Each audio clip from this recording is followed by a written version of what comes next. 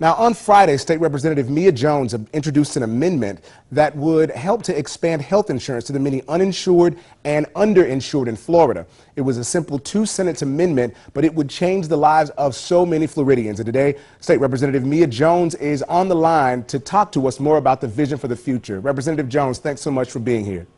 Thanks so much for having me, Rockman. I know it's very busy. The legislative session is coming to an end, but very quickly, what will this amendment do to help people who are uninsured in Florida? And I want to give this statistics before you answer. I understand from the Democratic Caucus office that 1 in 5 Floridians at minimum is either uninsured or underinsured in the state of Florida.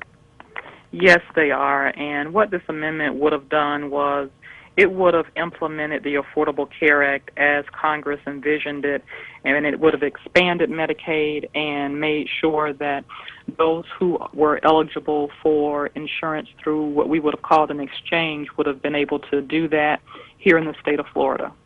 Why is it that, I mean, obviously the Affordable Care Act, a majority of Americans put the mandate out when they reelected President Barack Obama back to office. The Supreme Court said that it was something that should pass. What is the holdup with Florida's legislature saying that we don't want to expand the Affordable Care Act in Florida?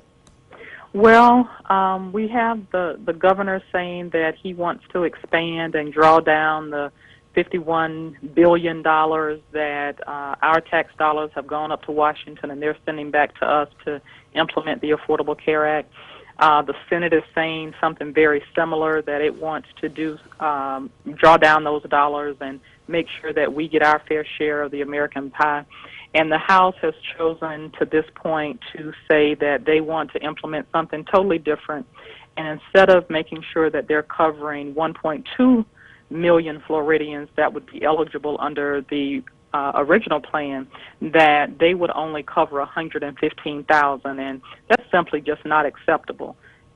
Now, we're also told, one of the things in talking to some of the other members on the other side of the aisle is the reason that they don't want this plan to expand is because they feel that after a certain period there'll be a sunset, and then all of those funds, we wouldn't get any more federal funds. They'd be funds that are coming out of the state coffers. Is that true?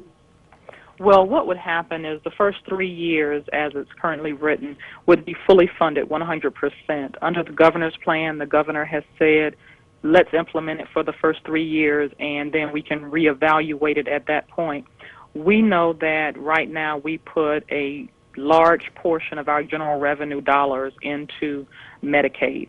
This would give us an opportunity to change that and to make sure that we could take that money, we could set it aside, allow it to draw interest, so that when we got to year 4, when it would go down to 90%, we would have funding available and ready to cover that 10%. That would be our portion of what would need to be paid in order to make sure that these Floridians are covered.